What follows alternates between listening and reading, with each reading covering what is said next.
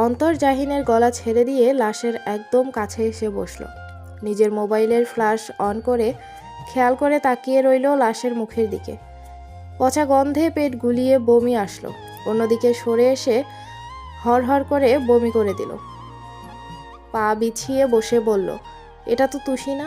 তুষিকে কোথায় রেখেছিস? ভালোই ভালোই বলে দে জাহিন। আমি জানি না তুষি কোথায়, বলেই বের হয়ে এলো গোডাউন থেকে। রুমে এসে চোখে মুখে পানি দিয়ে বেডের উপর পড়ে রইল। অন্তর এলো কিছুক্ষণ পর। জাহিনের পাশে বসে বলল, তুই আমাকে তুষির ঠিকানা বল। আমি জানি না। এই মেয়েটাকে তুষি ভেবে কিডন্যাপ করে এনেছিলাম। আম্মুর অসুস্থতার কথা শুনে দ্রুত চলে গেছি। আজ এসে দেখি এই অবস্থা। অন্তর জাহিনের দিকে তাকিয়ে বলল, মানুষ মারতে তোর হাত কাঁপে না? না জানি কার মায়ের বুক খালি করেছিস তুই। জাহিন, তোকে আমি শেষবারের মতো জিজ্ঞেস করছি, বল তুষি কোথায়? সত্যি বলছি, আমি জানি না। অন্তর উঠে দাঁড়িয়ে বলল, আমি এখন যাচ্ছি জাহিন। যদি কোনোদিন জানতে পারি তুষির কিডন্যাপের সাথে তোর কোনো হাত আছে, আমি আল্লাহ তাআলার কসম করে বলছি, তোকে আমি নিজের হাতেই খুন করব। অন্তর চলে যেতেই জাহিন চোখ বুজে ফেলল। তার চোখের কোণ বেয়ে গড়িয়ে পড়ছে নোনা জল। তুষি যে আর এই পৃথিবীতে নেই, এই কঠিন সত্য বলার সাহস তার নেই। মিথ্যে বলেও কেমন ভেতরে ভেঙে পড়েছে। জাহিন ছাদের দিকে তাকিয়ে বলল, কিছু কিছু ভুল কখনো শোধরানো যায় না। আমার ভুলের মাসুল হিসেবে আমার জীবন দিয়ে দিতে হবে। এত মহৎ কেউ হতে পারে? নিজের জীবন শেষ করে দেওয়া কি এতই সহজ? আমি বাঁচতে চাই, কিন্তু এ সমাজ আমার বাঁচার কোনো অধিকার নেই। পুরনো একটা পরিত্যক্ত ভবনের ঘরে পড়ে আছে তুষির লাশটা। শরীর কেমন কালচে হয়ে ফুলে উঠেছে। সামনে বসে আছে একজন মধ্যবয়সী নারী। সে কাঁদছে। বাড়িতে আরও দুইজন মহিলা।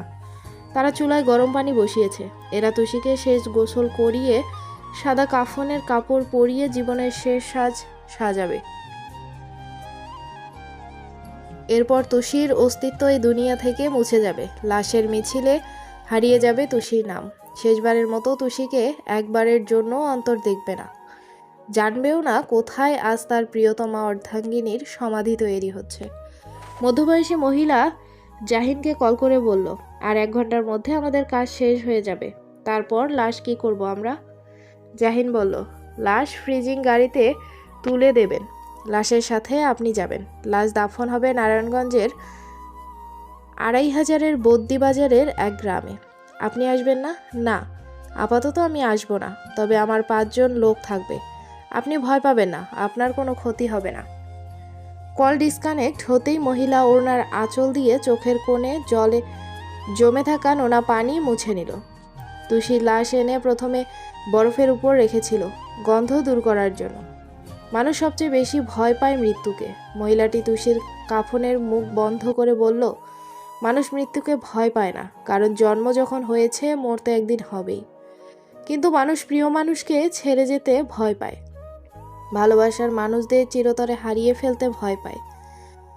মানুষ মূলত মৃত্যুকে নয়, সুন্দর পৃথিবীকে ছেড়ে যেতে ভয় পায়।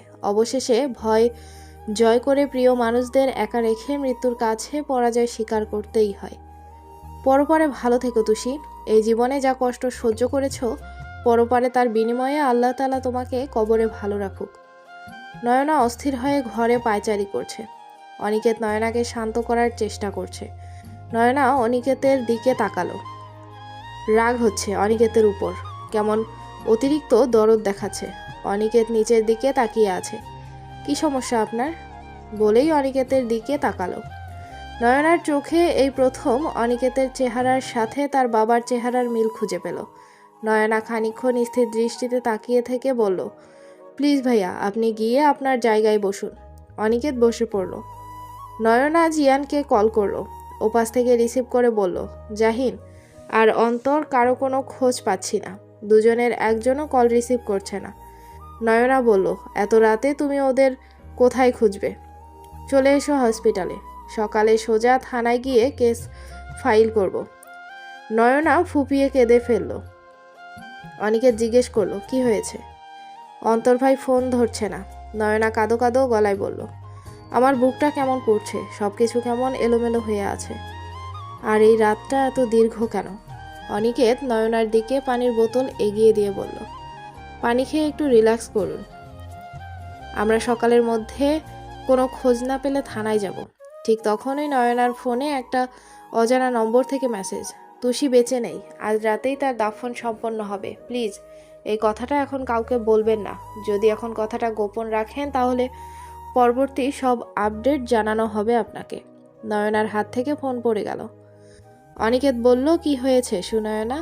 নয়না ফিসফিস করে কিছু বলল, কিন্তু তার মুখ থেকে কথা বের হচ্ছে না। ফ্লোরে বসে পড়ল নয়না।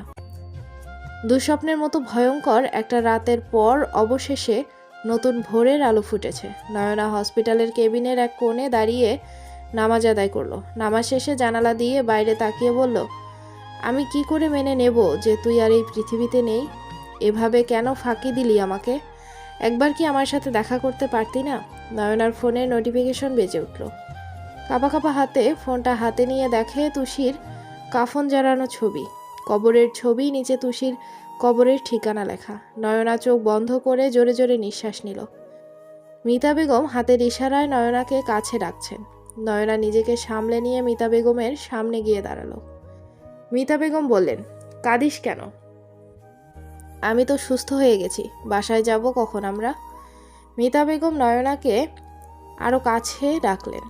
এরপর নিজের হাতে নয়নার চোখের পানি মুছে দিলেন। নয়না মুখ চেপে কান্না আটকানোর চেষ্টা করছে। সহ্য করতে না পেরে কেবিন থেকে বেরিয়ে জিয়ানকে জড়িয়ে ধরে চিৎকার করে কাঁদতে লাগলো। কান্না করতে করতে নয়না কথা বলতে পারছে না। জিয়ান নয়নাকে জড়িয়ে রেখেছে। নয়নার মাথায় হাত বুলিয়ে বলল, কি হয়েছে তোমার জান? বলো আমাকে। নয়না মুখ থেকে কথা বের করতে পারল না। নিজের মোবাইলটা জিয়ানের দিকে বাড়িয়ে দিল। জিয়ান ছবিগুলো দেখে বলল, এটা কি তুষি? নয়না হ্যাঁ সূচক মাথা নাড়ালো। জিয়ান নয়নাকে আরো গভীর মমতায় জড়িয়ে ধরে বলল, শান্ত হও। আম্মুকে বাসায় রেখে আমরা যাব ২৫০০। সবাই মিলে একসাথে চৌধুরী বাড়িতে এলো। সকাল ৯টায়। নয়না কারোর সাথে কোনো কথা বলেনি, নীরবে কেঁদেই যাচ্ছে। মিতা বেগমকে নামিয়ে দিয়ে জিয়ান আর নয়না চলে গেল। নাজিম চৌধুরী, অনিকেত, ঈশান, মেহনুর বাসায় এলো।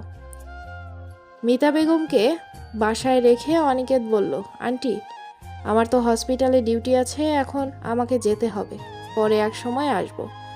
ডাক্তার ঈশান আর ডাক্তার অনিকেত একসাথে চৌধুরী বাড়ি থেকে বের হলো। পাশের বিল্ডিংয়ের বারান্দায় থেকে দুজন মেয়ে বলল, চৌধুরী বাড়ি নাকি হ্যান্ডসাম গার্ডেন। ইয়ার এই বাসার ছেলেগুলো জাস্ট মাখন। মাখন হলেও বাকি একটাকেও তো পটাতে পারিনি। বাদ দে, আমাদের পেছনে ঘুরে যত সব ফাতরা পোলাপান। এরকম একটা হ্যান্ডসাম গুড লুকিং ছেলে কি আমাদের পটাতে আসতে পারে না? আরেকজন হেসে বলল, যে দেখ এদেরকেই মেয়েরা পটায়। না, পটাবে ছেলেরা। বাদ দে, যে পটাক আমাদের কি।